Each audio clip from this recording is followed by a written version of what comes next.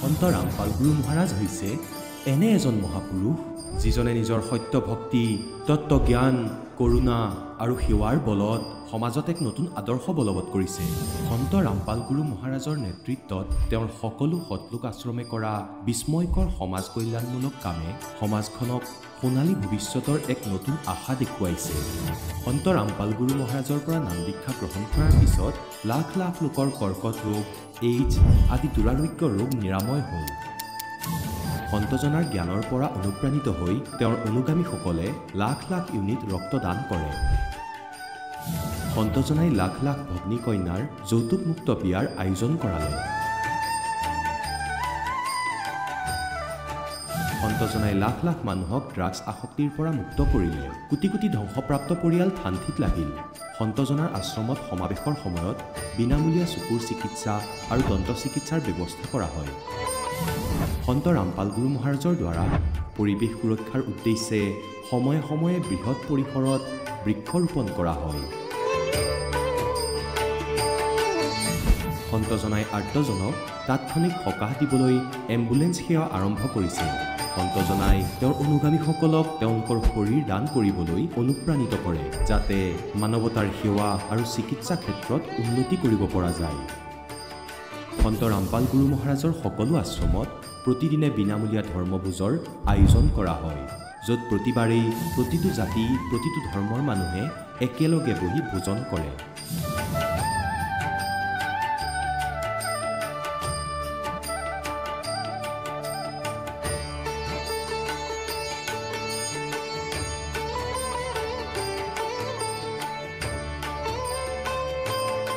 সন্ত ৰামপাল গুৰু মহাৰাজৰ আশ্ৰমত সহস্ৰাধিক বৃদ্ধ বৃদ্ধাই শ্ৰদ্ধা আৰু মৰমেৰে জীৱন যাপন কৰাৰ সুযোগ পায়। তেওঁলোকৰ থকা খোৱাৰ আৰু স্বাস্থ্যৰ সম্পূৰ্ণ দায়িত্ব সন্ত ৰামপাল গুৰু মহাৰাজে বহন কৰে। অনাথ শিশুৰ বাবে সন্ত ৰামপাল গুৰু মহাৰাজৰ সকলো আশ্ৰম বিশেষ বৰদানতকৈ কম নহয়, য'ত তেওঁলোকক শিক্ষা, সংস্কাৰ আৰু ভৱিষ্যতৰ বাবে উন্নত সুবিধা প্ৰদান কৰা হয়। বানপানী, ভূঁইকঁপ বা মহামাৰী যিয়েই নহওক, সন্ত ৰামপাল গুৰু মহাৰাজ আৰু তেওঁৰ অনুগামীসকল সদায় আৰ্তজনৰ বাবে আগৰণুৱা হৈ থাকে। কোভিড মহামাৰীৰ সময়ত সন্ত ৰামপাল গুৰু মহাৰাজৰ আশ্ৰমৰ পৰা কোটি কোটি লোকক খাদ্য, ঔষধ আৰু জীৱন ৰক্ষক সামগ্ৰী যোগান ধৰা হৈছিল। দুখীয়াক সকাহ কৰাই হওক বা যিকোনো শোষিত বা নিপীড়িত শ্ৰেণীৰ অধিকাৰ আৰু মৰ্যাদাৰ বাবে যুঁজ দিয়াই হওক, সন্ত ৰামপাল গুৰু মহাৰাজে সদায় তেওঁলোকৰ সকলো ন্যায্য দাবী চৰকাৰৰ ওচৰলৈ লৈ গৈছে আৰু তেওঁলোকক উপযুক্ত ন্যায় প্ৰদানৰ ক্ষেত্ৰত গুৰুত্বপূৰ্ণ ভূমিকা পালন কৰি আহিছে। সমাজত আধ্যাত্মিক আৰু সামাজিক মূল্যবোধৰ প্ৰতি সজাগতা অনাৰ প্ৰতিটো পদক্ষেপতে সন্ত ৰামপাল গুৰু মহাৰাজ মানৱতাৰ প্ৰকৃত সেৱক হিচাপে প্ৰমাণিত হৈছে। সন্ত ৰামপাল গুৰু মহাৰাজৰ জীৱনে আমাক শিকাইছে যে প্ৰকৃত সেৱা সেইটোহে যিটো নিস্বাৰ্থভাৱে কৰা হয়। আহক আমিও এই মহান সন্তজনৰ এই মহান সেৱাৰ কামত যোগ দিওঁ আৰু সন্ত ৰামপাল গুৰু মহাৰাজৰ পৰা নাম দীক্ষা লৈ আমাৰ জীৱন ধন্য কৰি তোলোঁ।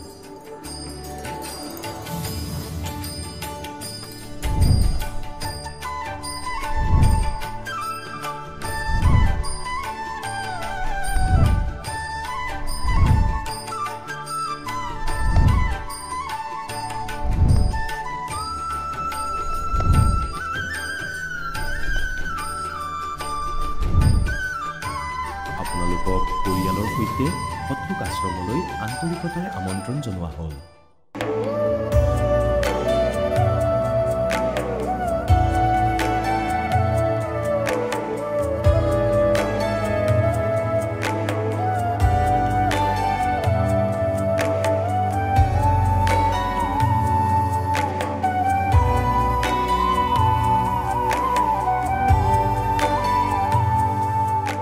নমস্কাৰ ছাৰ। নমস্কাৰ ছাৰ, ক'ৰ পৰা আহিছে? মই গোলাঘাট, অসম। আপুনি সন্ত ৰামপাল গুৰু মহাৰাজৰ পৰা নাম দীক্ষা কেতিয়া লৈছিল? 29/5/2022 চনত। তেখেতৰ পৰা নাম দীক্ষা লোৱাৰ আগতে আপুনি কেনেধৰণৰ ভক্তি সাধনা কৰিছিল? তেখেতৰ পৰা নাম দীক্ষা লোৱাৰ আগতো বিভিন্ন ধৰণৰ ভক্তি সাধনা, যেনেকৈ আমাৰ দেউতা এইটো কি বুলি কয়, শিৱৰ পূজাৰী আছিলে, শিৱ ভক্ত আছিলে, আৰু সেইটো হিচাপতে ময়ো শিৱ ভক্ত আছিলোঁ। লাহে লাহে আহি পেলাই আকৌ আমি শংকৰ সংঘত আহিলোঁ, দেউতাও ঢুকালে। তো শংকৰ সংঘততো বিশেষকৈ কৃষ্ণক শ্ৰেষ্ঠতা দিয়া যায়, আৰু শাস্ত্ৰবিলাকতো চালোঁ, আমি সেইমতে কৃষ্ণৰ ভক্তিও কৰিলোঁ। কিন্তু মোৰ দিনক দিনে যিটো পৰিস্থিতি হৈ আহিলে, মই ধৰিবই নোৱাৰিলোঁ বছৰৰ পাছত বছৰ কেনেকৈ গৈ গৈ গৈ গৈ মানে ইমান এটা বেয়া পৰিস্থিতি হ'ল, আৰ্থিক সংকটত ভুগিবলগীয়া হ'ল। ধৰক মানে বেমাৰ আজাৰ ৰোগ ব্যাধিৰ পৰা বাচিব নোৱাৰা অৱস্থা হ'লোঁ, আৰু দেউতাৰ মৃত্যুৰ আগত কৈছিলে যে বিয়াও পাতিলোঁ, মানে এটা জৰাজীৰ্ণ অৱস্থা প্ৰাপ্ত হৈছিলোঁ মই সেইটো সময়ত। পিছত আপুনি সন্ত ৰামপাল গুৰু মহাৰাজৰ শৰণলৈ কেনেকৈ আহিব লগা হ'ল? তাৰমানে কথাটো এনেকুৱা ধৰণৰ হ'ল যে কৰোণাৰ সময়ত আমি যিবিলাক কাম কৰোঁ, সকলো কাম কৰা মানুহবিলাকতো ঘৰত বহি গৈছিলে, আৰু ঘৰত বহাৰ লগে লগে আমাৰ মনতো এটা ভাৱ হৈছিলে, কৰোণাত ইমান মানুহ মৰি গ'ল, সিমান মানুহ মৰি গ'ল, ক'ত কিমান মানুহ মৰিছে কোনো হিচাপেই নাই। মিডিয়াৰ যুগ, সকলোখিনি কথা গম পোৱা যায়। তো আমাৰো এটা সৰু মগজৰ মানুহ, আমিও বুজা নাছিলোঁ, গতিকে আমি চাৰ্চ কৰিছিলোঁ যে কোনোবা গুৰু থাকিব পাৰে, বা কোনোবাটো পৃথিৱীতটো বিশ্বত ভগৱান থাকিব পাৰে, গতিকে কোনোবা ভগৱানৰ ওচৰত বা কোনোবা গুৰুৰ ওচৰত তাৰ কিবা প্ৰতিকাৰ পাওঁ নেকি। সেইকাৰণে কি কৰিছিলোঁ, মোবাইলত মানে চাৰ্চ কৰি অকল মানে গুৰুসকলৰ সৎসং শুনিছিলোঁ। আৰু সৎসং শুনোতে কি হ'ল, বহুত গুৰু শুনিলোঁ, সতপালজী মহাৰাজৰ বহুতখিনি সৎসং শুনিছিলোঁ, প্ৰবচন শুনিছিলোঁ। তাৰপিছত আকৌ কেনেবাকৈ এবাৰ ৰামপালজী মহাৰাজৰ সৎসং শুনিলোঁ। ৰামপালজী ঠিক আছে, ৰামপালজী মহাৰাজৰ সৎসং শুনো, কোননো এখেত কি কথা। তেতিয়া তাত দেখিলোঁ যে মানে কিবা ৰোগ ব্যাধিবিলাকৰ কথা কয়, আৰু ৰোগ ব্যাধি নাইকিয়া হৈ যায়, কেঞ্চাৰ নালাগে, কেঞ্চাৰ বাপেক হ'লেও ভাল হৈ যাব, এনেকুৱাবিলাক কথা শুনি পেলাই মই আকৰ্ষিত হ'লোঁ। কথাটো কি বা কোনে কৈছে, কোন হয় এওঁ, তাত জানিব বিচাৰোঁতে সেই একেটা সৎসংগতে মই বাৰে বাৰে শুনিছিলোঁ। শুনি পেলাই মানে মই আপ্লুত হৈছিলোঁ যে কিবা নহয় কিবা এটা কথা আছে, কিন্তু অধ্যয়ন কৰিব লাগিব। আৰু অধ্যয়ন কৰাৰ পৰৱৰ্তী সময়ত মই গম পালোঁ যে এওঁ পূৰ্ণ ব্ৰহ্ম কবিৰ চাহেবৰ অৱতাৰ ৰামপালজী মহাৰাজ। তাৰপিছত এখেতৰ লগত নাম দীক্ষা ল'বৰ কাৰণে মই যথেষ্টখিনি চেষ্টা কৰিছোঁ যদিও নাজানো। লাষ্টত গৈ পেলাই কি হ'ল, তাত মানে নম্বৰ আহে, সৎসংগৰ তলত যিটো নাম্বাৰ আহে, নাম্বাৰত কণ্টেক্ট কৰিলোঁ। নাম্বাৰত কণ্টেক্ট কৰোঁতে ক'ৰবাত বাহিৰত লাগিল, মই পাহৰি গৈছোঁ। কিন্তু তেখেতসকলে আমাক অসমৰ নাহৰকটীয়া সতলোক আশ্ৰমৰ এড্ৰেছটো দিছিলে, আৰু নাহৰকটীয়া সতলোক আশ্ৰমৰ এড্ৰেছটো দিয়াৰ লগে লগে মই কৰোণাৰ সময়ত তেতিয়া অনলাইন যোগে মই নাম দীক্ষা লৈছিলোঁ। অনলাইন যোগে নাম দীক্ষা লোৱাৰ লগে লগে মানে আমাৰ বিশেষকৈ মোৰ এটা সমস্যা আছিল কি, মোৰ মাৰ মানে ডিঙিত মানে খাব নোৱাৰা বেমাৰ একেটা সময়তে। পৰিস্থিতি ভয়ানক পৰিস্থিতি, তাৰমানে অকল এটা পৰিস্থিতিয়ে নহয়, একদম মানে এইটো ছুইচাইড টেণ্ডেঞ্চিৰ নিচিনা পৰ্যায়ত মই আছিলোঁ। আৰু যেতিয়া দেখিলোঁ মাৰ এইফালে ডিঙিত লাগি ধৰে, খাব নোৱাৰোঁ, সেই সময়ত ডাক্তৰৰ ওচৰলৈ নিব নোৱাৰোঁ। আৰু মই কি কৰিছোঁ, তেতিয়া মই বেটেৰী ৰিক্সা চলাম, এটা অপশ্যন আছিল যে আমাৰ গাঁৱৰ যিগৰাকী আশাকৰ্মী কিবা এটা ইমাৰ্জেঞ্চি কামত, মই আগতেও তেখেতৰ ভাড়াটো মাৰোঁ, গতিকে মোলৈ আহিলে আমি কি কৰোঁ, মই এটা সুবিধা পাওঁ মানে হস্পিটেল যাবৰ কাৰণে। গতিকে হস্পিটেল যাবলৈ যাওঁতে আশাকৰ্মীক লগত লৈ যাওঁতে মোৰ মাকো লৈ যাওঁ তাৰমানে। তো মাক যেতিয়া লৈ যাওঁ, ডক্টৰে অকণমান নিগেটিভ হেৰিতে ক'লে যে আপুনি এটা কথা, বয়সস্থ হ'ল আৰু তেখেতক এনেকৈ BNC টেবলেটকেইটা খুৱাব, আৰু পৰাপক্ষত আপুনি এটা ভিটামিন খুৱাব, আৰু পাৰিলে আপুনি যোৰহাট বা গুৱাহাটী মেডিকেল কলেজত টেষ্ট এটা কৰাই ল'ব। তেখেতৰ ডিউটিটো ঠিকেই কৰিলে, কিন্তু পৰিস্থিতি ইমানেই ভয়ানক, মানুহে ওলাব নোৱাৰে, ক'লৈ যাব। তেতিয়া এই সৎসংটো যিটো শুনিছিলোঁ, মই সৎসংটো শুনাৰ কাৰণে মই গুৰুত্ব দিছিলোঁ যে গুৰুজী ৰামপালজী মহাৰাজৰ সৎসংগত এইখিনি কথা কৈছিলে। কোৱাৰ কাৰণে মই এই কথাখিনি মানে মোৰ নিজৰ ভগতমতীক কৈছিলোঁ যে ভগতমতী এটা কথা, ৰামপালজী মহাৰাজে কৈছে কেঞ্চাৰ ভাল হৈ যাব, ইটো বেমাৰ ভাল হৈ যাব, যদি সৎভক্তি কৰা যায় তেতিয়াহ'লে এনেকুৱা। মোৰ ভগতমতীয়েও মানে কথাটো মানে তেতিয়া বুজা নাই, আৰু মোক ওলোটাই গালিহে দিছিলে। কিন্তু হ'লেও মই নীতি নিয়মৰ মাজেদি যাবলৈ বিচাৰিছিলোঁ, কিবাটোতো অপশ্যন হ'ব। এইফালে কৰোণাৰ ছিজন, মানুহ মানে মৃত্যুৰ ওপৰত মৃত্যু মানে এইটো ক'বই নালাগে, আপোনালোকে জানে।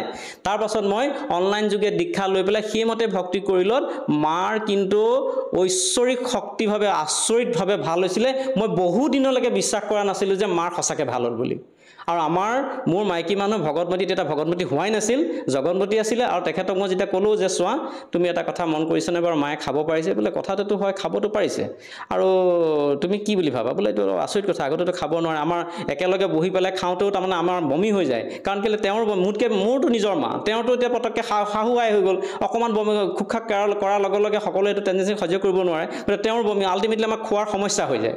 অৱশেষত গৈ পেলাই সেই সমস্যাটো দূৰ হ'লত তাকো এই অজ্ঞানী দাসে বহু দিনৰ পাছতহে গম পাইছোঁ যে সদগুৰু ৰামপালজী মহাৰাজৰ পৰা দীক্ষা লৈ পেলাই যিটো প্ৰথম মন্ত্ৰ দিছিলে সেই মন্ত্ৰটো মানিলত মোৰ এইখিনি লাভ হৈছিলে বুলিও বহুত দেৰিকৈ গম পালোঁ তাৰ পাছত গৈ বহু দিনৰ পাছত ভগতমতীটো দেৰিকৈ আহিছে কিন্তু প্ৰথম পৰ্যায়টো মোক ইগনোৰ কৰিছিল এইটো কথাৰ কাৰণে কাৰণ কেলে আমাৰ ৰামপালজী মহাৰাজৰ চৰণলৈ অহাৰ পাছত কিছুমান নীতি নিয়ম মানিবলগীয়া হয় আৰু মইতো ধৰক বেটেৰী ৰিক্সা চালক আমি ধৰক কেনেকুৱা ধৰণৰ অকণমানটো মদ পানী খোৱাৰ তাত হেৰিটো থাকেই আমি খাওঁ আৰু সেইখিনি নীতি নিয়ম মই অকল মাতৃৰ কাৰণে এৰি দিছিলোঁ কাৰণ তাত নীতি নিয়মখিনি মানে মোবাইলত চেণ্ড কৰি দিছিলে চেণ্ড কৰোঁতে কিছুমান মানিবলৈ দিগদাৰ কিন্তু মোৰ উপায় নাই মোৰ ট্ৰিটমেণ্টো কৰিব নোৱাৰোঁ আৰু এইফালে মাতৃৰ অৱস্থাটো বেয়া গতিকে মই মানি লৈছিলোঁ সহ্য কৰি লৈছিলোঁ আৰু তাকে দেখি ভগতমতীয়ে ভাবিছিলে যে তেতিয়াতো জগতমতী আছিলে যে জগতমতীয়ে ভাবিছে যে এইটো কেনেকৈ সম্ভৱ মোৰ মানুহজনে মদ নোখোৱাটোহে আচৰিত হৈছিলে খোৱাটো আচৰিত নাছিলে ছাৰ আপুনি জনালে এজন সন্তৰ পৰা নাম দীক্ষা লোৱাৰ পিছতে আপোনাৰ যিবিলাক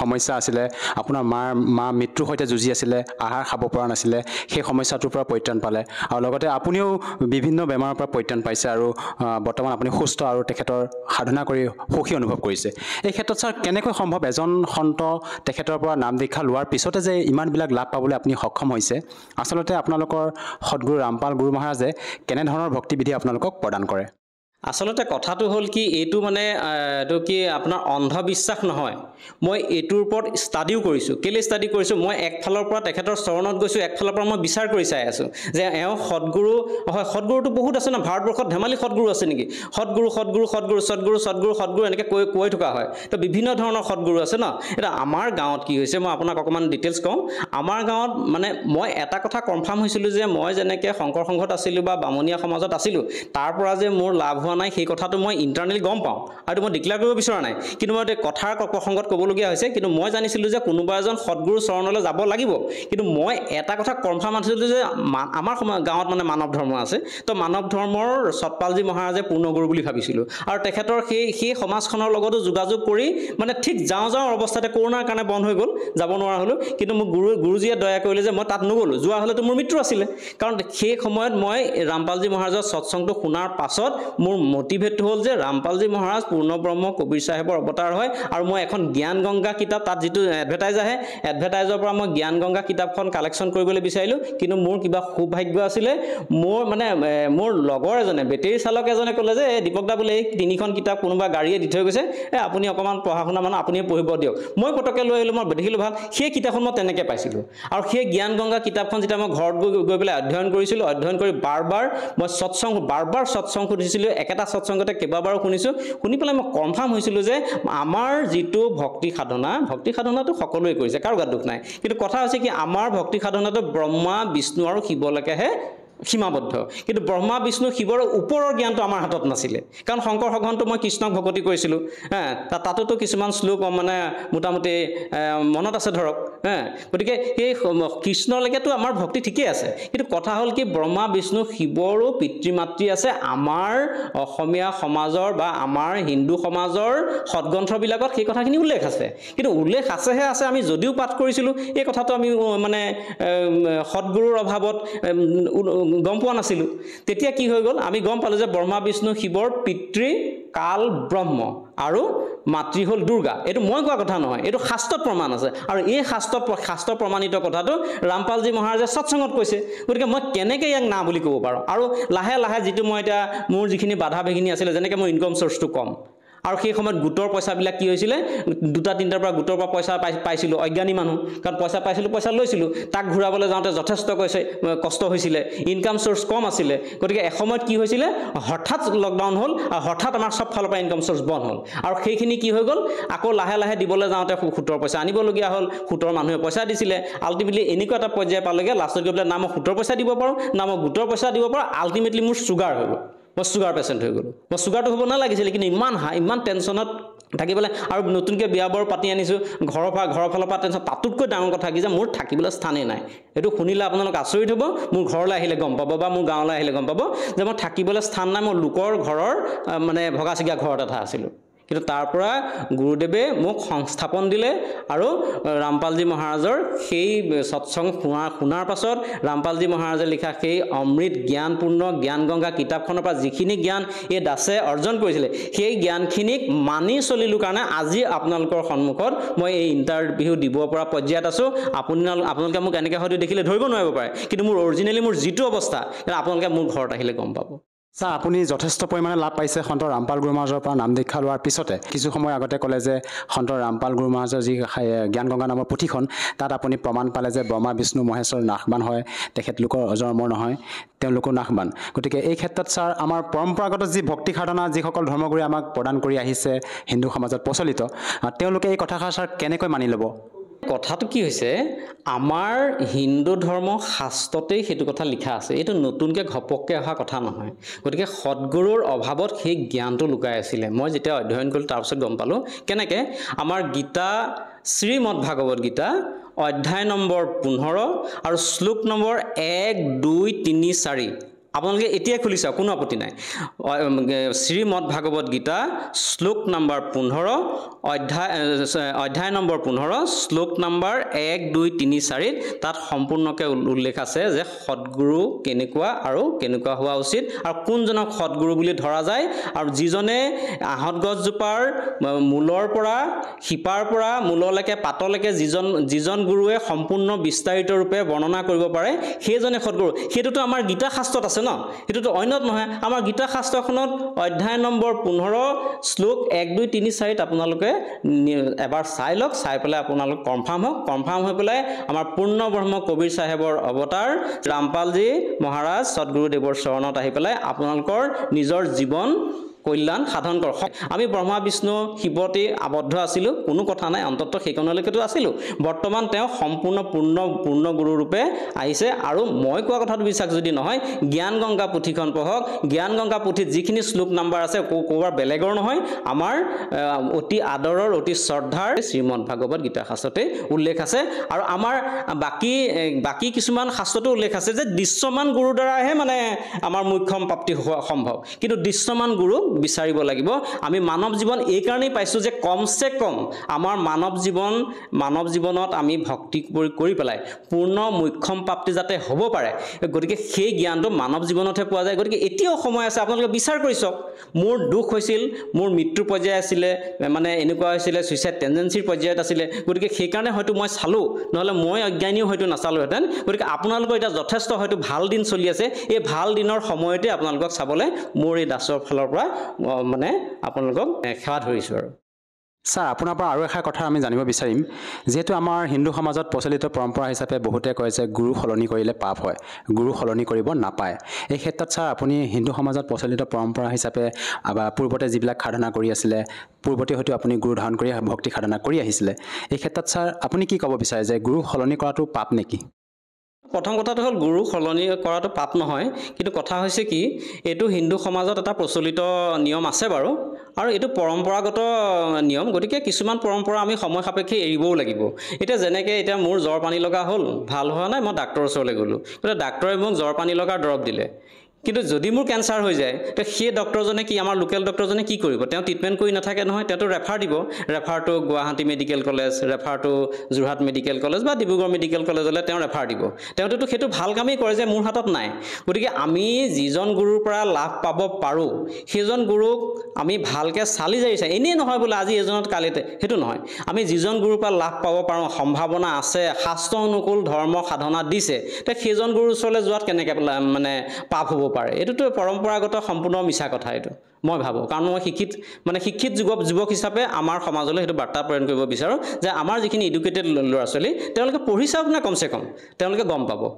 ছাৰ, যিহেতু আমাৰ হিন্দু সমাজত প্ৰচলিত পৰম্পৰা হিচাপে পূৰ্বৰ পৰাই আমাৰ যিবিলাক ভক্তি সাধনা কৰি আছে, সেইসকল ধৰ্মগুৰুও আমাৰ শাস্ত্ৰমতে হয়তো ভক্তি বিধি প্ৰদান কৰি আছে। এই ক্ষেত্ৰত ছাৰ আৰু এটা কথা জানিব খুজিম, বৰ্তমানৰ যিসকল ধৰ্মগুৰু আছে আৰু আপোনালোকৰ সন্ত ৰামপাল গুৰুৰ মাজৰ যি ভক্তি বিধি সাধনা, ইয়াৰ মাজত আচলতে পাৰ্থক্য কি?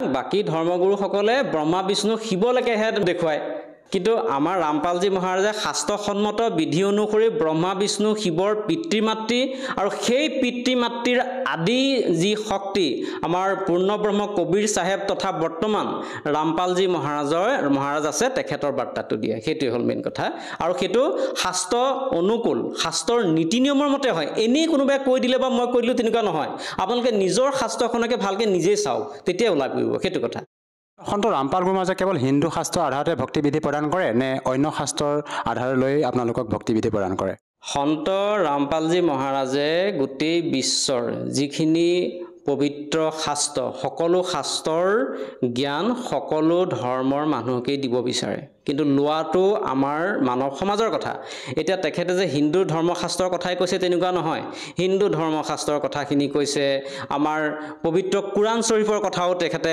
ব্যাখ্যা কৰিছে পবিত্ৰ বাইবেলৰ কথাও ব্যাখ্যা কৰিছে তো তাততো ভুলটো আজিলৈকে কোনো গুৰুৱে দেখুৱাই দিব পৰা নাই আমি যেতিয়া ষ্টাডি কৰিছোঁ বা চাইছোঁ বা তাক মিলাই কৰি চাইছোঁ তেতিয়াতো সম্পূৰ্ণ গোটেই পৃথিৱীৰ মানৱ জাতি হ'ল এক মানৱ সমাজ এই কথাটো বাকী ধৰ্মগুৰুৱে কোৱা মই নেদেখোঁ বাকী ধৰ্মগুৰুৱে ক'লেও তাক সফল ৰূপায়ণ কৰাটো মই নেদেখোঁ এতিয়া আমাৰ সন্ত ৰামপালজী মহাৰাজে এই কথাটো সম্পূৰ্ণৰূপে যেনেকৈ তেখেতে শাস্ত্ৰসন্মতভাৱে দেখুৱাইছে তেনেকৈ প্ৰমাণ কৰিছে তেনেকৈ ভকতৰ মানে আপোনাৰ লাভালাভো হৈছে যেনেকৈ মই আপোনালোকৰ সন্মুখত আজি থিয় হৈ পেলাই ক'ব পৰা হৈছোঁ এই দাসৰ কি গতি আপোনালোকে ৰিয়েলিটিটো জানিবলৈ হ'লে আপুনি ওচৰ পাজৰ হ'লে মোৰ ঘৰলৈ আহিলে গম পাব নিশ্চয় আপোনালোকে তেতিয়া বুজিব যে আচলতে পূৰ্ণব্ৰহ্ম কবিৰ চাহেব কোন কবিৰ চাহেব বুলি কোৱাৰ লগে জমক উঠি পৰে যে কবিৰ চাহেব কোন ক'ৰ পৰা আহি গ'ল আৰে এইটো আমাৰ শাস্ত্ৰতে আছে আমাৰ হিন্দু ধৰ্মশাস্ত্ৰত লিখা আছে চাবতো লাগিব কমচে কম পৰম্পৰাটোৰ নীতি নিয়মৰ মতে বাপেক পুতেক হ'ল তাৰপিছত পুতেকৰ নাতি একেটা পৰম্পৰাত আহি আমি ব্ৰহ্মা বিষ্ণু শিৱতে ৰৈ থাকিলোঁ য'ত নেকি ব্ৰহ্মা বিষ্ণু শিৱৰ পিতৃ মাতৃ আছে আমি কালি পৰহিলৈকে গম নাপাইছিলোঁ এইটো কথা আৰু ব্ৰহ্মা বিষ্ণু শিৱৰ যি পিতৃ মাতৃ আছিলে সেয়া সৎলোকৰ পৰা অহা সেই সৎলোকৰ পৰম ধামত থকা যিজন অবিনাশী পৰমাত্মা সেইজনে হ'ল কবিৰ চাহেব বৰ্তমান কলিযুগত আমাৰ সকলোখিনি মানে পুণ্য শেষ হোৱাৰ কাৰণে বৰ্তমান কলিযুগৰ যিখিনি মানৱ সমাজ এই মানৱ সমাজৰ বিভিন্ন কাৰণত মানে শাস্তি ভুগিবলগীয়া হৈছে তেওঁ সেই কাৰণে ৰূপ সলাই আমাৰ সন্ত ৰামপালজী মহাৰাজৰ ৰূপত বৰ্তমান গোটেই বিশ্বত এই জ্ঞান প্ৰচাৰ কৰিছে আৰু ইয়াক মানে আপোনালোকে ধৰক ভালকৈ যদি অধ্যয়ন কৰি চায় তো এয়াই হ'ল অবিনাশী পৰমাত্মাৰ জ্ঞান ছাৰ যিসকল দৰ্শকে আপোনাক টিভি স্ক্ৰীণত প্ৰত্যক্ষ কৰি আছে তেনেকুৱা বহু লোক আছে যিসকলে নেকি আৰ্থিক দুৰ্বলতাৰ বাবে বা বিভিন্ন সমস্যাৰ বাবে চিকিৎসা কৰিব পৰা নাই মৃত্যুৰ সৈতে যুঁজি আছে সেইসকল লোকে আপোনাৰ দৰে উপকৃত যদি হ'ব বিচাৰে তেওঁলোকৰ বাবে আপুনি কি বাৰ্তা দিব বিচাৰে মই এইটোকে বাৰ্তা দিব বিচাৰোঁ যিহেতু মই নিজে কেইবাটাও কথাত মই দিগদাৰী হৈ আছিলে দিগদাৰী মানে একদম লাষ্ট পৰ্যায়ে আছিলে এক হ'ল ধৰুৱা হ'লোঁ মই প্ৰথমতে বৰ ক'বলৈ মানে নিজৰ পৰিয়ালটোক ৰক্ষা কৰিবলৈ গৈ বিভিন্ন কাৰণত ধৰুৱা হ'লোঁ গোটৰ পৰা ইত্যাদি আৰু 2 নম্বৰ হ'ল মানে মোৰ স্থানেই নাছিল থাকিবৰ কাৰণে আৰু 3 নম্বৰ হ'ল মই নিজে ধৰুৱা হোৱাৰ লগে লগে মই লাহে লাহে ৰোগীও হ'লোঁ গতিকে এই তিনিটাৰ পৰা মই পৰিত্ৰাণ পাইছিলোঁ গতিকে পূৰ্ণব্ৰহ্ম বুলি কৈহে থকা হয় কিন্তু আমাৰ সমাজত দেখোঁ পূৰ্ণব্ৰহ্ম কৃষ্ণক কৰি থৈ দিয়ে গতিকে পূৰ্ণব্ৰহ্ম আচলতে কৃষ্ণ নে কবিৰ চাহেবৰ অৱতাৰ সদগুৰু ৰামপালজী মহাৰাজ আপোনালোকে বিচাৰ এবাৰ কৰি চাওক বিচাৰ কৰিলে আপোনালোকে গম পাব নিশ্চয় ধৰিব পাৰে আজিকালি সমাজৰ কাৰণে বৰ ভাল কেলে আজিকালি সমাজৰ সকলো মানুহে শিক্ষিত জাষ্ট অকণমান পঢ়িব লাগে অধ্যয়ন কৰিব লাগে আৰু বুজিব লাগে বছ মই এইটোকে ক'ব বিচাৰোঁ কাৰণ তেনেকৈতো মই শুনোতেও মই চক খাইছিলোঁ কিন্তু প্ৰথম মই তেনেকৈ অধ্যয়ন কৰিছিলোঁ অধ্যয়ন কৰি পেলাই মই মানি লৈছিলোঁ কাৰণ পৰ্যায় মোৰ যথেষ্ট বেয়া তাৰ বাদে মোৰ উপায়েই নাছিলে গতিকে আজি 3 বছৰৰ ভিতৰত 3-4 বছৰৰ ভিতৰত যথেষ্টখিনি মই আৰোগ্য লাভ কৰিছোঁ আৰু বৰ্তমান আপোনালোকৰ সন্মুখত থিয় হ'ব পৰা পৰ্যায়ত গুৰুজীয়ে ৰামপালজী মহাৰাজৰ দয়াত আছোঁ দীপক ডাঙৰীয়া আপুনি সন্ত ৰামপাল গুৰু মহাৰাজৰ পৰা নাম দীক্ষা লৈ বিভিন্ন প্ৰকাৰে লাভ পালে যদিহে কোনো লোকে সন্ত ৰামপাল গুৰু মহাৰাজৰ পৰা নাম দীক্ষা লৈ উপকৃত হ'ব বিচাৰে সহজভাৱে কেনেকৈ নাম দীক্ষা ল'ব পাৰিব বৰ্তমান সময়ত নাম দীক্ষা সন্ত ৰামপালজী মহাৰাজৰ ওচৰত নাম দীক্ষা ল'বৰ কাৰণে একেবাৰে সহজ কেলে সহজ আজিকালি সকলোৰে হাতে মোবাইল থাকে গতিকে মোবাইলত সন্ত ৰামপালজী মহাৰাজ চাৰ্চ যিকোনো প্লেটফৰ্মত চাৰ্চ কৰি পেলাই আপুনি তাত মানে ওলাই মংগল প্ৰবচন বুলি ওলাব আৰু মংগল প্ৰবচনতে তলত নাম্বাৰ কিছুমান আহিব মোবাইল নম্বৰ সেই মোবাইল নম্বৰৰ লগত যোগাযোগ কৰি পেলাই আপোনালোকে ওচৰৰ নামদান কেন্দ্ৰত গৈ পেলাই বিনামূল্যে আপোনাৰ নাম দীক্ষা ল'ব ধন্যবাদ ছাৰ ধন্যবাদ এতিয়া জগতগুৰু তত্ত্বদৰ্শী সন্ত ৰামপাল গুৰু মহাৰাজৰ সৎসংগৰ মাধ্যমেৰে সেই অদ্বিতীয় আধ্যাত্মিক জ্ঞানৰ বিষয়ে জানি লওঁ যাৰ মাধ্যমেৰে আপোনালোকেও প্ৰাপ্ত কৰিব পাৰিব এনেকুৱা আধ্যাত্মিক, মানসিক আৰু ভৌতিক সুখ যি এতিয়ালৈকে কেৱল আপোনালোকে মীৰাবাই, ধ্ৰুৱ, প্ৰহ্লাদ আদি কেইজনমান ভক্তৰ জীৱন কথাতহে শুনিছে। এতিয়া শুনক তত্ত্বদৰ্শী সন্তৰ সৈতে শাস্ত্ৰ অনুকূল ভক্তি সৎসংগ, এনেকুৱা অদ্বিতীয় আধ্যাত্মিক জ্ঞান যাৰ প্ৰমাণ আছে সকলো ধৰ্মৰ সকলো পবিত্ৰ শাস্ত্ৰত। চন 1856 নামদান প্ৰাপ্ত কৰিলে। ইয়াত ধ্যান দি চাব জেমল সিংজীয়ে যে ব্যাসত স্থান লৈছিলে তাৰ কাহিনী। 1861 তেওঁ সৎসংগ আৰম্ভ কৰিছিলে। কোনে? শিৱদয়ালজীয়ে। 1856 অৰ্থাৎ 5 বছৰ আগতে তেওঁৰ নামদান প্ৰাপ্ত হ'ল জেমল সিংজীৰ, আৰু পাছলৈ 32 বছৰলৈকে সেনাৰ চাকৰি কৰিছিল। 32 বছৰলৈকে। চন 1878 32 বছৰলৈকে সেনাত চাকৰি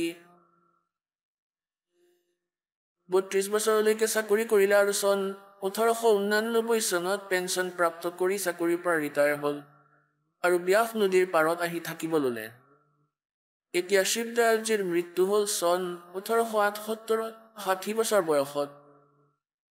1818 + 60 1869 চনত তেওঁৰ মৃত্যু হ'ল আৰু জেমল সিংজীয়ে 1889 চনত 11 বছৰ পিছত নিজৰ ইচ্ছাৰে ব্যাস নদীৰ পাৰত থাকিব ল'লে। ব্যাস আহি বাবাজী মহাৰাজে নিজৰ সৎসংগ আৰম্ভ কৰিলে। তাতে আৰু এক বাবুলৰ গছ গজিল। এতিয়া আগলৈ যাওঁ। এতিয়া পুণ্যাত্মাসকল, এটা বিচাৰ্য বিষয় আছে। চন 1878 শিৱদয়ালজীৰ মৃত্যু হৈ গ'ল। তেওঁ গুচি গ'ল য'ত তেওঁৰ যাব লগা আছিল। আৰু পাছত 1889 চনত 11 বছৰ পাছত জেমল সিংজীয়ে তাত ব্যাসত গোজ পুতি ল'লে। ইয়াৰ পৰা সিদ্ধ হ'ল যে তেওঁৰ আদেশ নাছিল নাম আদি দিয়াৰ, নহ'লে তৎক্ষণাত চাকৰি ত্যাগ কৰি এই কাম কৰিবলৈ আৰম্ভ কৰিলে হয়। যেনেকৈ এই দাসৰ ওপৰত কৃপা হ'ল আমাৰ গুৰুদেৱৰ। এই দাসে চন 1988 দীক্ষা প্ৰাপ্ত কৰিছিলে নিজৰ পূজ্য গুৰুদেৱজীৰ পৰা, আৰু 1994 দাসক আদেশ কৰি দিলে যে তুমি উপদেশ দিয়া আৰম্ভ কৰা। সেইদিনৰ পৰাই দাসে উপদেশ দিয়া আৰম্ভ কৰিলে 1994 পৰা, আৰু 1995 চাকৰি ত্যাগ কৰিছিল যেতিয়া বহুত বেছি ৱৰ্ক বাঢ়ি গৈছিল, লোড হৈ গৈছিল, আৰু তাৰ পাছত আজিলৈকে সেৱাত আছে। আৰু এওঁ চন 1861 সৎসংগ কৰাৰ যোগ্য হৈছিল শিৱদয়ালজী, আৰু 1856 এওঁ নাম লৈছিল জেমল সিংজীয়ে। 5 বছৰ আগতে, অৰ্থাৎ তেওঁৰ কেঁচা নাম আছিল, তেওঁৰ কেঁচা গুৰু আছিল। তেওঁ গুৰুপদৰ অধিকাৰীও নাছিল, শিৱদয়ালজীৰ কোনো গুৰু নাছিল, আৰু সেইজনক তেওঁক গুৰু বনোৱা হ'ল। পুণ্যাত্মাসকল, যেনেকৈ ইয়াত পাৱাৰ আহে বিজুলীৰ, তেন্তে এই কানেকশ্যন সিফালে থাৰ্মেল প্লাণ্টলৈকে থাকে, আৰু যাৰ থাৰ্মেল প্লাণ্ট নাই সিহঁতে খুটি পুতি তাত তাঁৰ বান্ধি আছে আৰু তাৰ পৰা আগলৈ কানেকশ্যন লৈ আছে। তাত কি লাইট আহিব? 7 জন্মলৈকে নাহে। এনেকুৱা স্থিতি শিৱদয়ালজীৰ পন্থৰ ৰাধা স্বামী পন্থীসকলৰ আৰু ইয়াৰ সম্বন্ধিত পন্থৰ জয় গুৰুদেৱ আৰু এই ধন ধন সদগুৰু শীৰ্ষসকলৰ এনেকুৱা স্থিতি জানি লোৱা। যিহেতু এওঁলোকৰ গুৰুৱেই নাছিল, আৰু আগলৈ গুৰু বনালে জেমল সিংজীয়ে। চন 1856 নাম লৈছিল আৰু চন 1861 নাম দিয়াৰ যোগ্য হৈ গৈছিল। তেতিয়ালৈকে এওঁলোক আধৰুৱাই আছিল, অভ্যাসত লাগি আছিল। कच्ची सरसों पीट के खड़ो है ना तेल। আৰু পাছত 1889 নিজেই নাম দিয়াত লাগি গ'ল। মৃত্যু হ'ল 1878 শিৱদয়ালজীৰ। যদি এওঁ জেমল সিংজীয়ে এওঁক নিজৰ গুৰু মানিছিলে, যদি এওঁৰ নাম দিয়াৰ আদেশ আছিল, তেন্তে সেইদিনাই আৰম্ভ কৰিব লাগিছিলে, ছাৰ্ভিচো কৰি থাকিলে হয়। গতিকে ইয়াৰে সিদ্ধ হয় যে এয়া একেবাৰে অজ্ঞানীৰ গ্ৰুপ একত্ৰিত হ'ল। সৰল শ্ৰদ্ধালু গৈ ফচি গৈছে। ইহঁতক পৰম ধনী মানি কালৰ জালত বন্দী হৈ আজিলৈকে জীৱন বৰবাদ কৰি আছে। এই দাসৰ উদ্দেশ্য হ'ল যে এওঁলোকৰ পিছ এৰুৱা আৰু ইয়ালৈ অনা আৰু যথাৰ্থ সৎনাম দিয়া। এতিয়া দেখুৱাইছো এওঁলোকে কিহক সৎনাম কয়। চাব, এইখন সেইখন কিতাপেই। সাৰবচন ৰাধা স্বামী বাৰ্তিক এইখন আমি পঢ়িম এয়া ভাগ 1 হয় এয়া ভাগ 1 হয় আৰু থাকিব আমি চাব লাগিব राधा स्वामी दयाल की दया राधा स्वामी सहाय खुलासा उपदेश हुजूर राधा स्वामी साहेब का এতিয়া ইয়াত এয়া বচন লিখা আছে শিৱ দয়ালজীৰ অমৃত বচন শুনিব কেৱল কান ইমান আছে যে ব্যক্তি অৰ্থাৎ মনুষ্যই নিজৰ শৰীৰ অৰ্থাৎ আত্মাক ইয়াৰ পৰম ধাম নিকাশ মানে লক্ষ্যস্থান সতনাম আৰু ৰাধা স্বামীলৈ পঠিওৱা এই সতনামক মুকাম অৰ্থাৎ স্থানক কৈছে ইয়াত মুকাম বুলি কোৱা হৈছে সতনামক আগলৈ চোৱা ৰাধা স্বামীকো স্থান বুলি কৈছে স্থান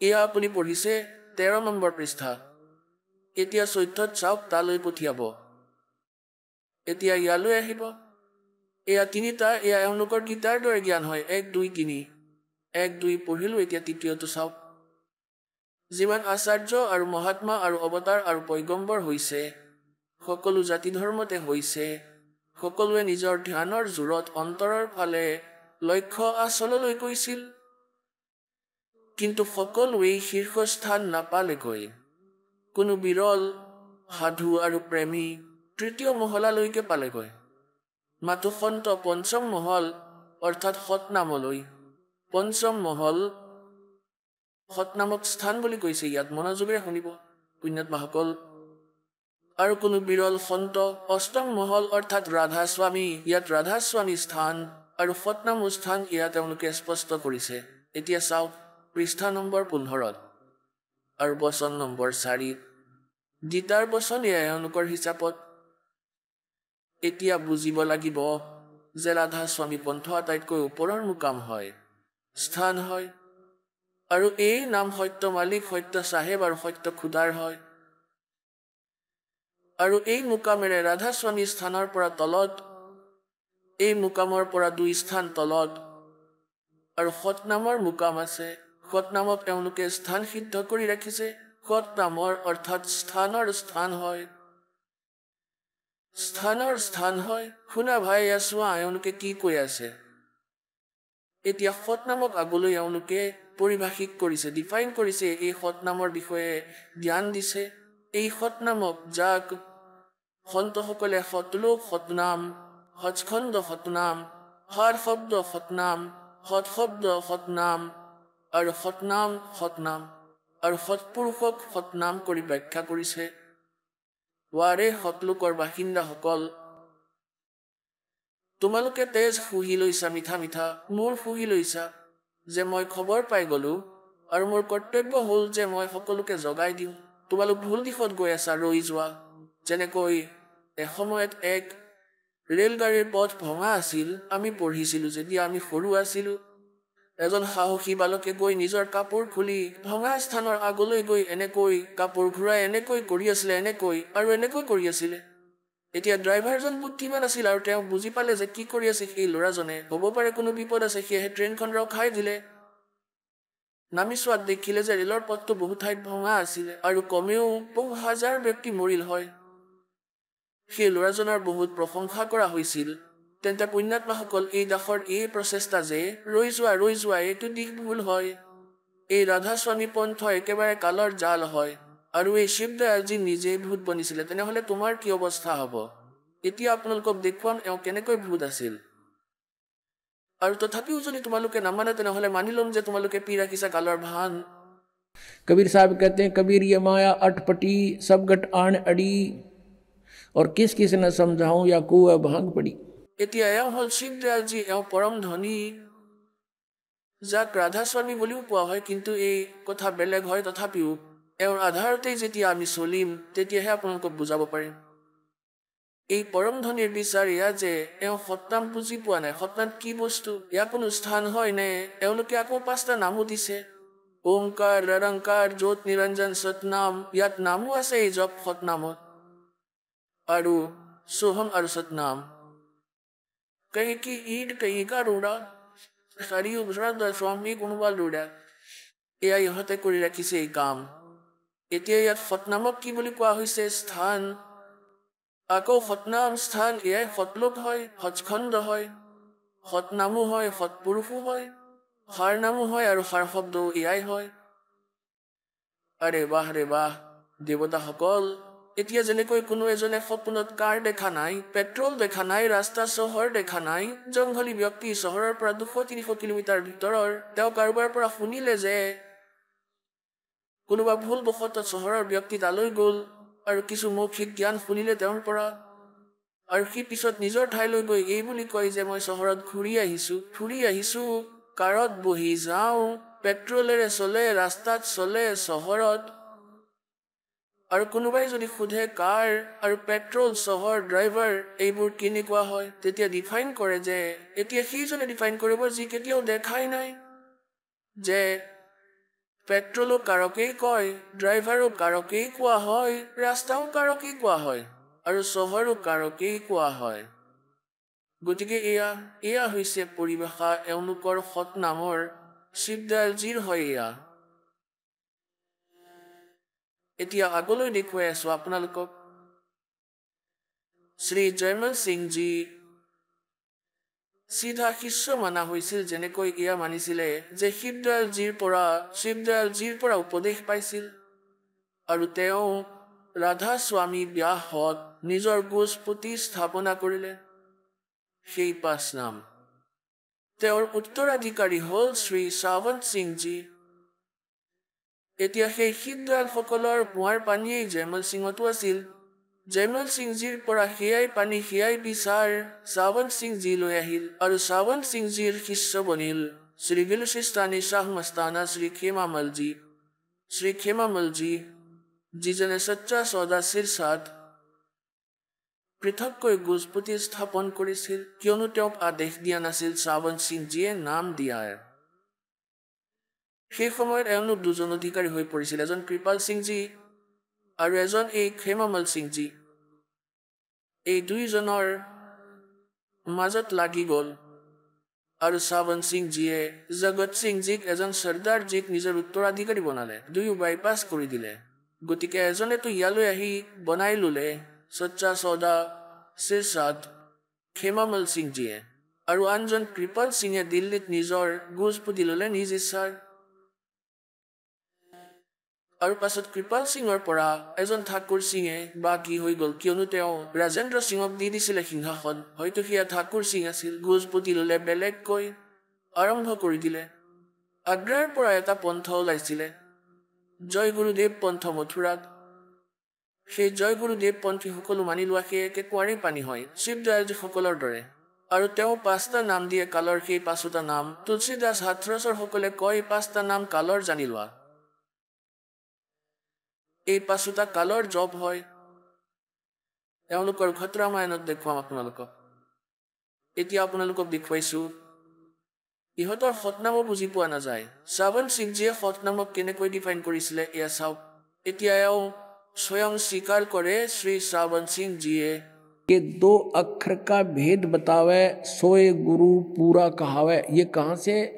যে গুৰু গ্ৰন্থ চাহেবত এনেকৈ লিখা আছে, নিজেই মানে যে 2 अक्षर का जो भेद बतावे और सोए गुरु पूरा कहावे। এই 2 আখৰ না জয় গুৰুদেৱ পন্থীসকলৰ লগত। আৰু এওঁ কয় যে এই 2 আখৰ যেনেকৈ কোনোবাই প্ৰশ্ন কৰে তেওঁলোকক যে এয়া 2টা আখৰ হয়, ইয়াৰ সাধনা কৰিব লাগে নে নাই, তেওঁলোকে কয় যে নহয়, জপ কৰিবলৈ নহয়। এওঁলোকে কয় এয়া জপ কৰিবলৈ নহয়, ইয়াৰ সাধনা কৰিব লাগে। নামৰে অৰ্থ বুজা নাই, সাধনা কি কৰিবা? যিহেতু তুমি 2টা আখৰৰ অৰ্থই বুজা নাই যে 2টা আখৰ কি, তেনেহলে সাধনা কি কৰিবা তুমি? মূৰ্খ বনাই আছে, সত্য বাহিৰত আহিব নিদিবলৈ ট্ৰাই কৰি আছে, কিন্তু কেতিয়ালৈকে? कहते चोर चुरावे तुमड़ा और गाड्डे पानी में, वो गाड्डे हुआ ऊपर आवे न सच्चाई छानी ना। আৰু গুৰু গ্ৰন্থ চাহেবৰ এয়া যি প্ৰমাণ দিয়ে, কয় যে ইয়াত স্পষ্ট কৰা আছে সেয়া জপ কৰাৰ বাবে হয়, আৰু গুৰুজীয়ে দিব সেই 2টা আখৰৰ মন্ত্ৰ।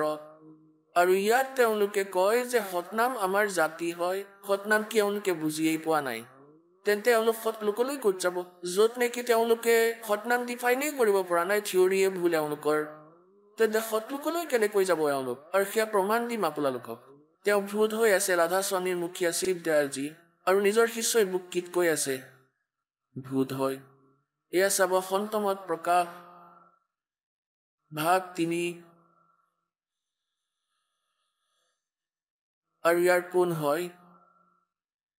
এয়া হ'ল শ্ৰী শ্ৰাৱণ সিংজী।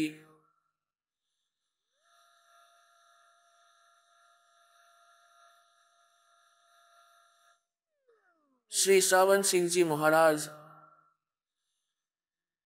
এয়া হ'ল ইয়াৰ লেখক, অৰ্থাৎ ইয়াৰ বচনৰ সংগ্ৰহ। এয়া শ্ৰী শ্ৰাৱণ সিংজীৰ।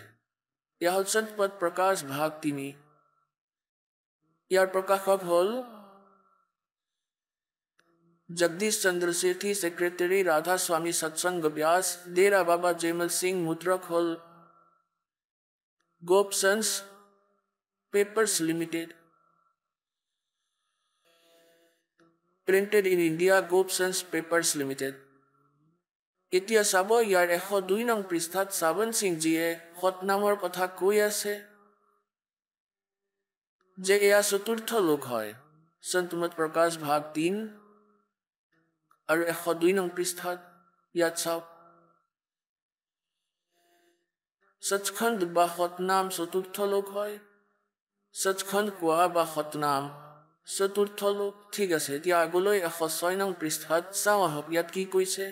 শিষ্যই সুধিলে 106 নং পৃষ্ঠাত, সেই সৎসংগীয়ে ক'লে, হুজুৰ, য'ত ৰাম নামৰ যশ মহিমা হয়, কিবা প্ৰসংগ চলি আছে এওঁলোকৰ। তেতিয়া মহাৰাজ শ্ৰাৱণ সিংজীয়ে কয়, কোনজন ৰামৰ উল্লেখ কৰি আছা তুমি? সেই সৎসংগীয়ে ক'লে, কি ৰাম বহুত আছে নেকি? মহাৰাজজীয়ে কয় শ্ৰাৱণ সিংজীয়ে যে ৰাম 4জন হয়। আপোনাৰ লক্ষ্য কোনজন ৰামৰ বিষয়ে? এয়া চাওক 107 নং পৃষ্ঠাত। সৎসংগীয়ে কয়, হুজুৰ, 4জন ৰামৰ বিষয়ে খুলি কওক। এতিয়া মহাৰাজ শ্ৰাৱণ সিংজী লাগি গ'ল ডিফাইন কৰাত। एक राम दशरथ कर डोला, एक राम घट घट में बोला, एक राम का सकल पसारा, एक राम त्रिगुण से न्यारा। প্ৰথমজন ৰাম ৰজা দশৰথৰ পুত্ৰ, যিজন ত্ৰেতা যুগত অৱতৰিত হৈছিল, আহিলে আৰু নিজৰ ডিউটি কৰি গুচি গৈছিলে। কিন্তু এতিয়া আমি আৰু নাপাওঁ, আমাৰ কাম কৰিব নোৱাৰে। দ্বিতীয় ৰাম মন হয়, যি ঘাটে ঘাটে ব্যাপক হয়। আৰু তৃতীয় ৰাম ব্ৰহ্ম হয়, যিয়ে সমগ্ৰ ত্ৰিলোকীক উৎপন্ন কৰে, পালন কৰে আৰু নাশ কৰে। চতুৰ্থ ৰাম সতনাম হয়। ৰে দেৱতা, চতুৰ্থ নাম সতনাম হয়। তাততো সতনাম সৎখণ্ড আছিল। সতনাম সতলোক, হাৰ নাম সৎশব্দ সৎপুৰুষ। আৰু ইয়াত কয় চতুৰ্থ ৰাম সতনাম, আৰু এয়াই আচল ৰাম হয়। এয়া পুতি দিলে নিজৰ গুজ। এতিয়া আপোনালোকক দেখুৱাই আছো, এওঁ স্বয়ং স্বীকাৰ কৰে। सोए गुरु पूरा कहावे, जो 2 अक्षर का भेद बतावे। এতিয়া চাব সন্তমত প্ৰকাশ ভাগ 4, শ্ৰাৱণ সিংজী কৃত। হজুৰ মহাৰাজ শ্ৰাৱণ সিংজীৰ সৎসংগৰ সংগ্ৰহ। ভাগ 4, সৎসংগ ব্যাস। সন্তমত প্ৰকাশ ভাগ মহাৰাজ শ্ৰাৱণ সিংজী। প্ৰকাশক হৈছে সেৱা সিং, সেক্ৰেটাৰী ৰাধা স্বামী সৎসংগ ব্যাস, ডেৰা বাবা জয়মল সিং, জিলা অমৃতসৰ। মুদ্ৰক হ'ল সত্তাজ printing press, Tanda road, Joshi state, Jalandhar. এতিয়া ইয়াৰ 261 পৃষ্ঠালৈ যাওঁ। 261 পৃষ্ঠাত এয়া সেই সন্তমত প্ৰকাশ ভাগ 4 হয়। ইয়াত এটা বাণী আছে শিৱদয়ালজীৰ। ইয়াক খুলিব বিচাৰিছে, ইয়াৰ অনুবাদ কৰিব ওলাইছে শ্ৰাৱণ সিংজীয়ে। अक्षर रूप निरखती चाली, छोड़ दिया अब देश बिगाना। এই সংসাৰ ক্ষৰ হয়, যি অক্ষৰ হয় সেয়া হৈছে ব্ৰহ্ম, আৰু নি অক্ষৰ পাৰ ব্ৰহ্ম। যেতিয়াৰ পৰা এই সংসাৰ উৎপন্ন হৈছে, আমি এই মহল পৃথিৱীত বাস কৰি আহি আছো। কিন্তু এতিয়া গুৰুৰ কৃপাৰে আত্মা এই মহল এৰি সৎলোকলৈ গৈ আছে। এতিয়া গুৰু গ্ৰন্থ চাহেবত বহুত ব্যাপক আৰু গুপ্ত ৰহস্য আছে। এক স্থানত আহে 52 अक्षर लोक त्रय, सब है कुछ इनके माही, ये अक्षर खिर जाएंगे, वो अक्षर इनमें नाही। गुरु ग्रंथ साहिबर 340 पृष्ठात ये इन्होंने इसका डिफाइन किया। फिर आगे क्या है गुरु ग्रंथ साहिब में, इस 1171 पृष्ठ पे ये बता रहे हैं कि कुछ और भी है। इसके विषय में गुरु ग्रंथ साहिब में लिखा है 52 अक्षर से न्यारे के बारे में। सोई गुरु पूरा कहावे, 2 अक्षर का भेद बतावे, एक छुड़ावे एक लखावे, तो प्राणी निज घर को पावे। फिर कहते हैं जे तू पढ़िया पंडित बिन दुई अक्षर दुई नावा, आह प्रणवत नानक एक लंगाए जे कर सत समावा। যদি তুমি গুণী হোৱা জ্ঞানী হোৱা তেন্তে সেই আখৰ পোৱা। এই আখৰ পাৰ ব্ৰহ্মত আছে, এই অনুবাদ আছে, এই বাণীৰ অনুবাদ আছে এই দুটা আখৰৰ বিষয়ে শ্ৰাৱণ সিংজীৰ, কিন্তু বাস্তৱিক অৰ্থ এয়া নহয়। ইয়াত কৈছে এই আখৰৰ বিষয়ে কোৱা, আৰু আকৌ নিজেই কৈ আছে এই আখৰ পাৰ ব্ৰহ্ম হয়, পাৰ ব্ৰহ্ম হয়। এটা আখৰে পৃথিৱী বনালে, এটা আখৰে সতলোক বনালে, এয়াই কবিৰ চাহেবেও কয়। कह कबीर अक्षर दोय भाख। এতিয়া চাব কবিৰ চাহেবৰ বাণীক ৰেফাৰেঞ্চত ৰাখি থৈছে, উদাহৰণ দি ৰাখিছে। কবিৰ পৰমেশ্বৰৰ বাণীয়ে কৈছে দুটা আখৰ ক'ব লাগে, ইয়াৰ জপ কৰিব লাগে। এয়া ক'ত পাৰ ব্ৰহ্মত আছে। और होएगा खसम तो लेगा राख। যদি এই দুই নামৰ উপদেশ দিওঁতা সঠিক অধিকাৰী হয়, এই দুটা আখৰ এটা ওম হয়, এটা তৎ হয়, ই গুপ্ত হয়। যদি সঠিক অধিকাৰী হয় তেন্তে সময় অহাত তোমাৰ ৰক্ষা হ'ব, অন্যথা কোনো লাভ নহ'ব। মিছা গুৰুৰ পৰাও নাম লৈ ল'লে এই সৎ নামৰ তেতিয়াও ইউজলেছেই হয়। এয়া আদি গুৰু গ্ৰন্থ চাহেবত পৃষ্ঠা 329 এই কবিৰজীৰ বাণী লিখা আছে। फिर गुरु नानक साहिब कहते हैं एक अक्षर हर मन वसै नानक होत निहाल। এয়া এক আখৰটো আকৌ আহি গ'ল, দুটা আখৰটো বেলেগ বেলেগ হয়। এয়াতো সৎনাম হয় দুটা আখৰৰ, আৰু এয়া এক নাম হয়, সাৰ নাম হয়, আদি নাম হয়। নানক হত নিহাল, সাৰ নামেৰে সুখী হ'ব জীৱ। আৰু চাওক এওঁলোক ওচৰে পাজৰে ঘূৰি আছে এই সৎ নামৰ। এটা স্থানত গুৰু চাহেবে আকৌ কয় वेद कतेब समृत सब शासत इन पढ़्या मुक्त न होई, एक अक्षर जो गुरुमुख जापे तिसकी निर्मल होई। ये এই আদি নামক গুৰুৰ পৰা লৈ জপ কৰাৰ, সাধনা কৰাৰ। এওঁ কয় এই নাম জপ কৰাৰ নহয়, সুবিৰণ কৰাৰ নহয়, এয়া সাধনা কৰাৰ। সাধনা কেনেকৈ কৰিবা যেতিয়া জপ কৰা কি বুজিয়ে নোপোৱা তুমি। এক অক্ষৰ जो গুৰুমুখ জাপে, গুৰুমুখ হয়, গুৰুৰ শিষ্য হৈ জপ কৰে, তিসকি নিৰ্মল সই আদি গুৰু গ্ৰন্থ চাহেবত এই পৃষ্ঠাত লিখা আছে, 747 পৃষ্ঠাত। এতিয়া চাওক শ্ৰাৱণ সিংজীয়ে ডিফাইন কৰে এই সন্তৰ বাণীক। এই আখৰ আপোনাৰ ভিতৰত আছে, কি হ'ব পাৰ ব্ৰহ্মত গৈ মিলিব, মৃত্যুৰ পাছত বহুত হৈ মিলিব। সন্তই কৈ আছে এয়া মুখেৰে জপ কৰিব লাগে। এই দুই আখৰ, এই একো আৰু সাৰ নামো। এই ধৰ্ম আমাৰ ধৰ্ম নহয়, এই জাতি আমাৰ জাতি নহয়, এই দেশ আমাৰ দেশ নহয়, আমাৰ দেশ সচ্খণ্ড হয়, আমাৰ জাতি সতনাম। ৱাহৰে মহৰ্ষিসকল, সতলোকৰ বাসী, ইয়াত কৈছে জাতিয়ে সতনাম। তেওঁলোকে সতনাম কি বুজিয়ে নাপায়, এওঁলোক ক'ত যাব। আৰু আকৌ আগলৈ কি কৈ আছে, এয়া যে ভিতৰত শব্দৰ শ্ৰেণী আছে, ওম শব্দ, সোহম শব্দ আৰু সৎ শব্দ।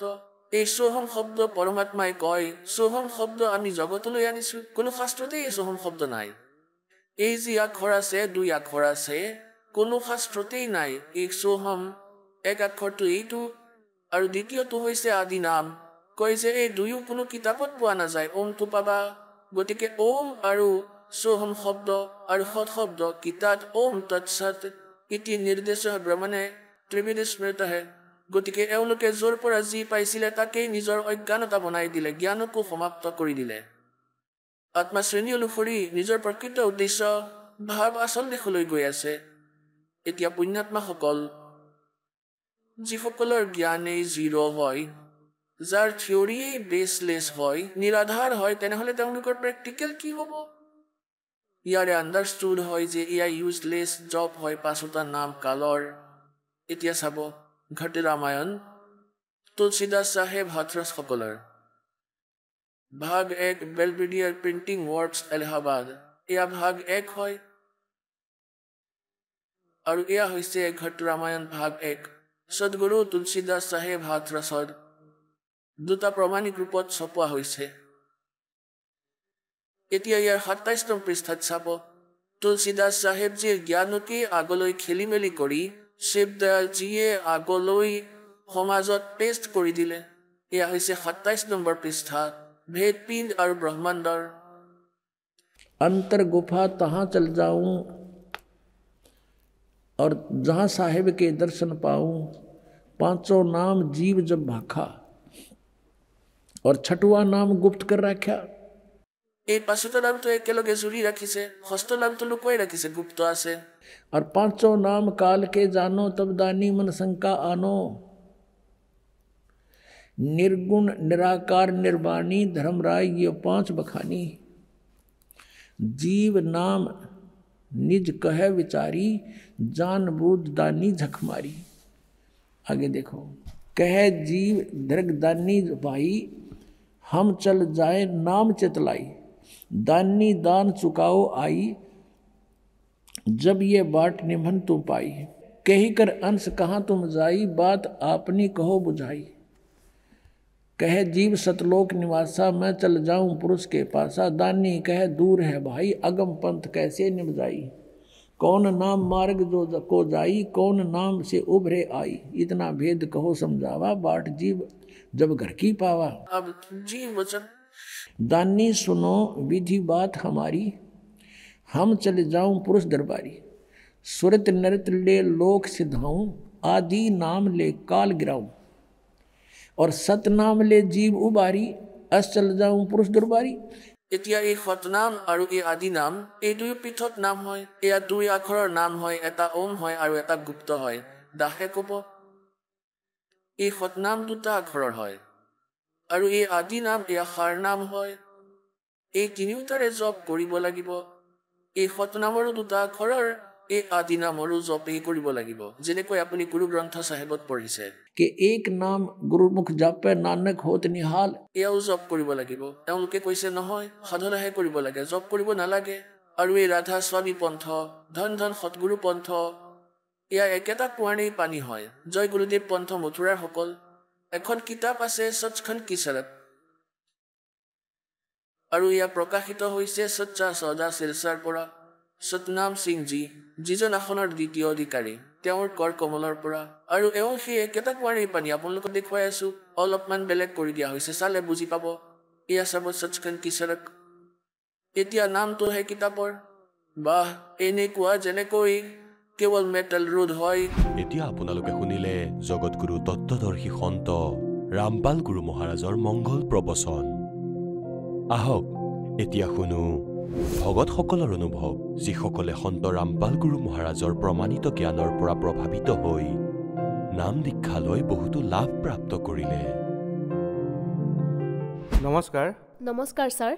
কি নাম আপোনাৰ? নেমা বাঘেল। নিমা, আপুনি ক'ৰ পৰা আহিছে? মই বিকাশনগৰ কুছমুণ্ডা, জিলা কোৰবা, ছত্তীশগড়ৰ পৰা আহিছোঁ। নিমা, আপুনি সন্ত ৰামপালদেৱ মহাৰাজৰ পৰা নাম দীক্ষা কেতিয়া ল'লে? 5 জানুৱাৰী 2020।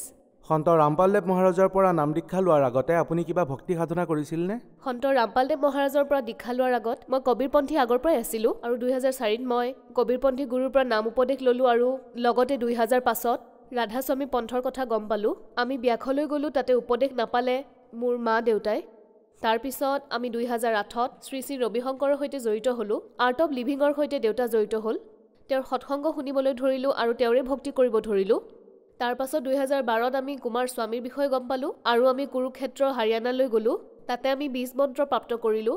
তাৰপিছত সেই সাধনা আমি 2 বছৰলৈ কৰিলোঁ। সেই সাধনা কৰি থাকোঁতে আমাৰ ভূত প্ৰেতৰ বাধা বেছি হৈছিলে, তেতিয়া সেই সাধনা এৰি দিলোঁ। তাৰপাছত ছত্তীশগড়ত জিলা জাহাংগীৰত সত্যজিৎ নামৰ সংস্থা আছিল, তেওঁলোক যাদুৰ বাবে প্ৰসিদ্ধ আছিল। তেওঁলোকৰ লগত আমি জড়িত হ'লোঁ। তাৰপিছতো আমাৰ ভূত প্ৰেতৰ বাধা, মানে এই সমস্যাবোৰ ভাল নহ'ল। তেন্তে কি কাৰণে আপুনি সন্ত ৰামপালদেৱ মহাৰাজৰ শৰণলৈ আহিলে? ছাৰ, আমি সৰুৰ পৰাই ভক্তিভাৱ, মানে আমাৰ দেউতা জড়িত আছিলে। আমি সকলোৱে মানে গুৰু এজন বিচাৰি ফুৰিছিলোঁ। গুৰু বিচৰাত আমাৰ কোনো অসুবিধা নাছিল। আমি এই গুৰুৰ সন্ধান কৰি কৰিয়েই আমি যি ভূত প্ৰেতৰ সমস্যাৰ সন্মুখীন হৈছিলোঁ, এইবোৰৰ বাবেই আহিছিল এই সমস্যাবোৰ। মানে আমাক যিজনে জ্ঞান শুদ্ধকৈ দিব, মানে যাৰ জ্ঞান আমাৰ শুদ্ধ যেন লাগিব, যাৰ দ্বাৰা আমি মুক্তি পাওঁ, কিন্তু তেনেকুৱা আমি ক'তো সন্তুষ্টি পোৱা নাই। সেইবাবে আমি সকলো সাধনা এৰি দিছিলোঁ। আৰু সন্ত ৰামপালদেৱ মহাৰাজৰ বিষয়ে আমি গম পালোঁ।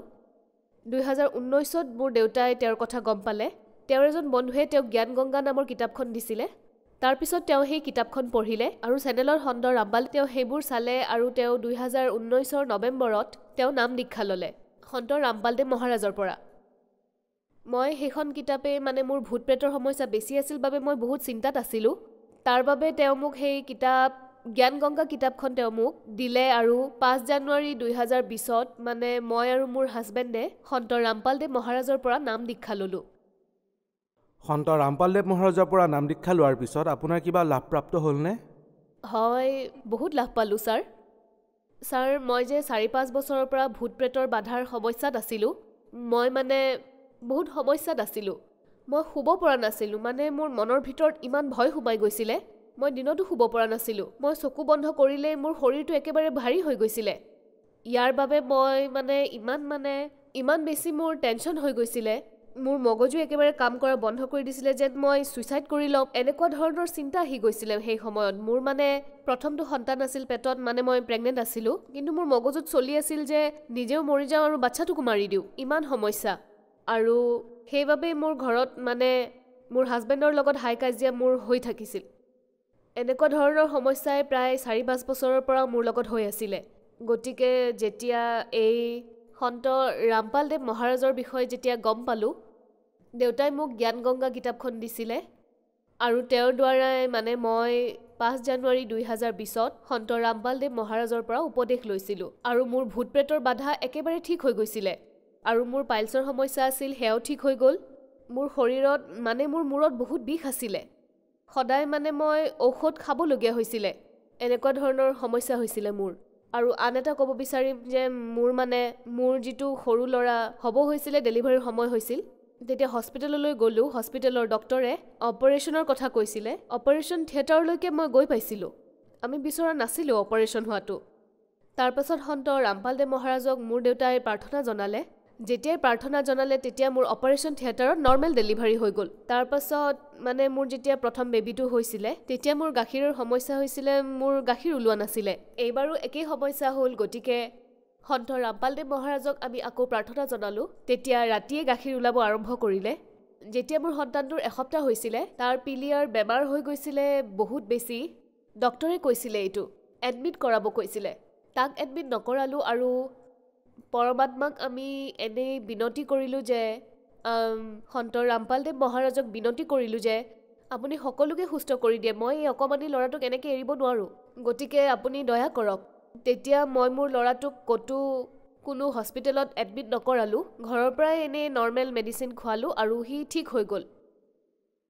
আৰু মোৰ লাভ হৈছে যে মোৰ হাজবেণ্ডে নিচা কৰিব এৰিলে। তেওঁ ড্ৰিংক কৰিছিলে আৰু তাম্বাকু খাইছিলে, সেয়া এৰিলে। তেওঁ বহুত বছৰৰ পৰা মানে তেওঁ চাহো খাব পৰা নাছিলে, তেওঁৰ মুখত মানে বহুত বছৰৰ পৰাই ছাল যোৱাৰ সমস্যা আছিলে, তেওঁ চাহ খাব পৰা নাছিলে। আৰু যেতিয়া তেওঁ সন্ত ৰামপালদেৱ মহাৰাজৰ পৰা নাম উপদেশ ল'লে তেতিয়াৰ পৰা তেওঁ চাহো খাব পাৰে। আৰু যে ছাল যোৱাৰ সমস্যা আছিল তাৰ বাবে তেওঁ জ্বলা একেবাৰে খাব পৰা নাছিলে, তেওঁ এতিয়া জলকীয়া খায়।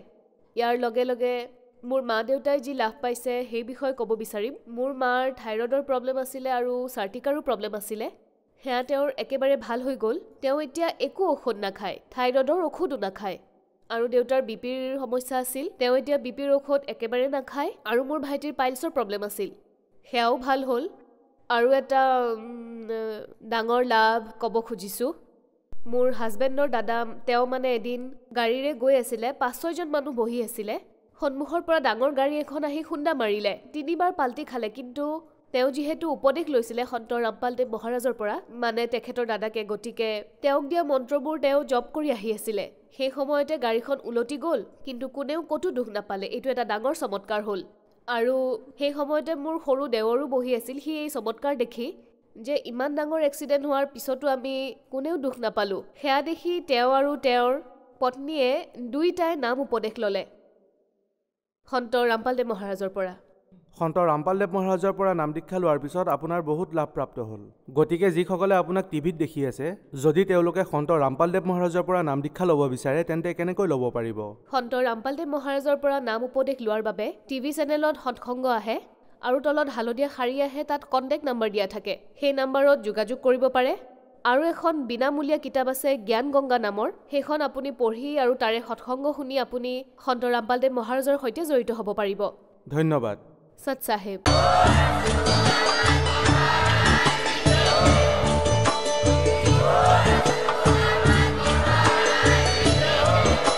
আপুনি আপুনি শুনি আছিলে জগতগুৰু তত্ত্বদৰ্শী সন্ত ৰামপাল গুৰু মহাৰাজৰ মংগল প্ৰবচন। অধিক জানিবৰ বাবে ভিজিট কৰক www.jagatgururampalji.org। সন্ত ৰামপাল গুৰু মহাৰাজৰ শুভ আশীৰ্বাদত সমগ্ৰ বিশ্বতে 500তকৈ অধিক নাম দীক্ষা কেন্দ্ৰ আছে, য'ত সন্ত ৰামপাল গুৰু মহাৰাজৰ দ্বাৰা বিনামূলীয়াকৈ নাম দীক্ষা দি থকা হৈছে। আপোনাৰ ওচৰৰ নাম দীক্ষা কেন্দ্ৰৰ ঠিকনা জানিবলৈ সম্পৰ্ক কৰক 7082208528।